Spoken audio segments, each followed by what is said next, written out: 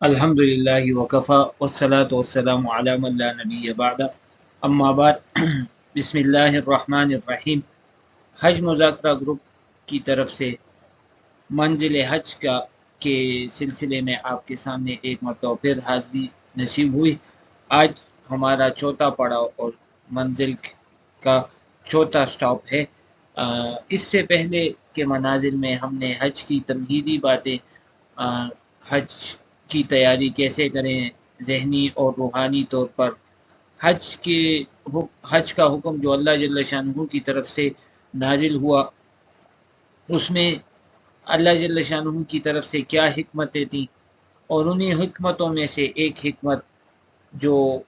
ہم نے ذکر کی تیسرے پڑاؤ میں، کہ حج اللہ جل شانہ کی طرف سے ایک ایسا حکم ہے جو ایک عاشقانہ حکم ہے۔ تو اسی سلسلے کو آگے بڑھاتے ہوئے آج ہمارے پڑاؤ کا عنوان ہے حج کی فرضیت اور اس کی فضیلت۔ تو اس سلسلے میں قرآن کریم کی جو تعلیمات ہمیں دی گئی ہیں، تو قرآن کریم میں سورہ حج کی آیت نمبر 27 وَأَذِّن فِي النَّاسِ بِالْحَجِّ، یہ آیت کریمہ کب نازل ہوئی اور اس کا شان نزول کیا ہے، تو اس کو تھوڑا سا جاننا ضروری ہے۔ حضرت ابراہیم علیہ الصلاۃ والتسلیمات نے جب اللہ جل شانہ کے حکم سے بیت اللہ شریف کی تعمیر فرمائی، تو اللہ جل شانہ نے حضرت ابراہیم علیہ الصلاۃ والسلام کو یہ حکم دیا، وَأَذِّن فِي النَّاسِ بِالْحَجِّ، یعنی لوگوں میں اعلان کر دیجئے کہ ان پر بیت اللہ شریف کا حج فرض کر دیا گیا۔ حضرت ابن عباس رضی اللہ تعالی عنہ کی روایت ہے کہ جب ابراہیم علیہ السلام کو فرضیت حج کے اعلان کا حکم دیا گیا، تو انہوں نے عرض کیا کہ اے اللہ، یہاں پر تو کوئی آبادی نہیں ہے، تو میری آواز لوگوں تک کیسے پہنچے گی؟ اللہ جل شانہ نے فرمایا کہ آپ کے ذمے صرف اعلان کرنا ہے، اور ساری دنیا میں اس کو پہنچانا اور پھیلانا میری ذمہ داری ہے۔ ابراہیم علیہ السلام نے مقام ابراہیم پر کھڑے ہو کر یہ اعلان کیا، جس کو اللہ جل شانہ نے بہت اونچا کر دیا۔ اور بعض روایات میں ہے کہ آپ نے جبل ابی قبیس، یعنی ابی قبیس پہاڑی پر جس پر آج کل ایک محل بنا ہوا ہے، وہاں پر چڑھ کر یہ اعلان کیا، اور انہوں نے اپنے انگلیاں مبارک وہ اپنے کانوں میں ڈال دی، اور دائیں بائیں شرقاً غرباً ہر طرف یہ آواز لگائی کہ اے لوگو، تمہارے رب نے اپنا بیت بنا دیا اور تم پر اس کا حج فرض کیا، تو تم سب اپنے رب کے حکم کی تعمیل کرو۔ اسی روایت میں یہ بھی فرمایا گیا ہے کہ ابراہیم علیہ السلام کی یہ آواز اللہ جل شانہ نے ساری دنیا میں پہنچا دی، اور صرف اس وقت کے زندہ انسانوں تک ہی نہیں پہنچائی، بلکہ جو انسان آئندہ تا قیامت پیدا ہونے والے ہیں، بطور معجزہ ان سب تک یہ آواز پہنچا دی۔ اور جس کی قسمت میں اللہ جل شانہ نے حج کرنا لکھ دیا، تو ان میں سے ہر ایک نے اس آواز کی جواب میں لبیک اللہم لبیک، یعنی اے اللہ میں حاضر ہوں کا اقرار کر دیا۔ حضرت ابراہیم علیہ السلام کی اسی آواز کی برکت ہے، اور اس کی جواب میں جن حضرات نے لبیک کہا، اللہ جل شانہ ان کو یہ سعادت نصیب فرماتے ہیں۔ یہ ساری تفسیر قرطبی اور مظہری میں موجود ہیں۔ تو اللہ جل شانہ نے قرآن میں حضرت ابراہیم علیہ السلام کی زبان سے یہ اعلان فرمایا کہ آپ لوگوں میں حج کا اعلان کر دو، تو اس کی برکت سے وہ پیدل آئیں گے، دور دراز کے راستوں سے سفر کرتے ہوئے اونٹوں پر سوار ہو کر آئیں گے، جو لمبے سفر کی وجہ سے دبلی ہو گئی ہوں گی۔ اسی طرح حج کی فرضیت کا اعلان اللہ جل شانہ نے سورہ آل عمران میں بھی فرما دیا،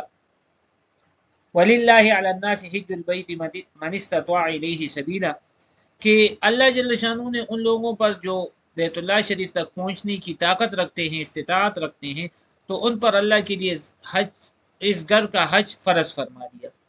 یہاں پر تھوڑی سی وضاحت کی ضرورت ہے کہ استطاعت سے کیا مراد ہے۔ تو بنیادی طور پر تفصیل میں جانا وہ تھوڑا سا ضروری نہیں، بس ہم بنیادی بات ذکر کر لیتے ہیں کہ ایک عاقل بالغ مسلمان ہو اور اس کے پاس زندگی کی بنیادی ضروریات کی اخراجات، اس کے علاوہ اپنے اہل و عیال کی جو اس پر واجبی خرچے ہیں جو ضرور بے ضرور اس نے پورے کرنے ہیں، ان سب خرچوں کے بعد اتنی زائد رقم بچ جائے جس میں حج کی تمام ضروری اخراجات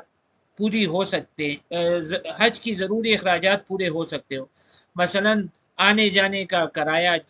جو آج کل ہم جیسے پاکستان اور دور دراز کے رہنے والوں کے لیے کم از کم ہوائی جہاز کا ٹکٹ، وہاں پر ہوٹل میں یا جہاں پر قیام ہے اس کے قیام و طعام کا خرچہ، اور جتنے عرصہ یہ اپنے ملک سے یا حج کے سفر میں باہر رہے تو اتنے عرصے تک اس کے گھر والوں کا خرچہ، یہ سب اس کے پاس ہو تو ایسے شخص پر حج بیت اللہ فرض ہے۔ اور حج بیت اللہ کی فرضیت اللہ جل شانہ نے فرمائی، لیکن اس کی بہت زیادہ فضیلتیں بھی ہیں، ان فضیلتوں کا بھی سمجھنا ضروری ہے۔ حضور اکرم صلی اللہ علیہ وسلم نے فرمایا کہ حج اور عمرے کے لیے جانے والے یہ اللہ جل شانہ کے خصوصی مہمان ہیں، تو مہمان کا اکرام میزبان پر لازمی ہوتا ہے۔ اب وہ اکرام اللہ جل شانہ کی طرف سے کس طریقے سے مل رہا ہے؟ حضور اکرم صلی اللہ علیہ وسلم فرماتے ہیں کہ وہ اللہ تعالیٰ سے جو دعا مانگے اللہ ان کی دعائیں قبول فرماتے ہیں، اور اللہ سے اگر وہ مغفرت طلب کریں تو اللہ جل شانہ ان کی مغفرت فرماتے ہیں۔ اسی طرح حضور اکرم صلی اللہ علیہ وسلم نے فرمایا جو شخص اللہ کے لیے حج کرے اور اس طریقے سے کرے کہ اس حج میں وہ کسی قسم کی کوئی شہوانی حرکت نہ کرے اور نہ کسی گناہ کا فعل کرے، نہ اس کے قریب جائے، تو حضور اکرم صلی اللہ علیہ وسلم نے فرمایا کہ وہ حج سے ایسے واپس ہوتا ہے جیسے اس دن وہ تھا جس دن وہ اس دنیا میں آیا اور ماں کی پیٹ سے وہ پیدا ہوا، یعنی اللہ جل شانہ اس کو گناہوں سے بالکل پاک صاف فرما دیتے ہیں۔ تو اللہ جل شانہ سے دعا ہے کہ اللہ جل شانہ ہم سب کے حج کو مبرور اور مقبول بنائے، اور ہم نے جو فضیلتیں سنی اور پڑھی اللہ جل شانہ ہم سب کو اس کا مستحق بنائے اور ہماری ان عبادتوں کو قبول فرمائے۔ وآخر دعوانا الحمد للہ رب العالمین۔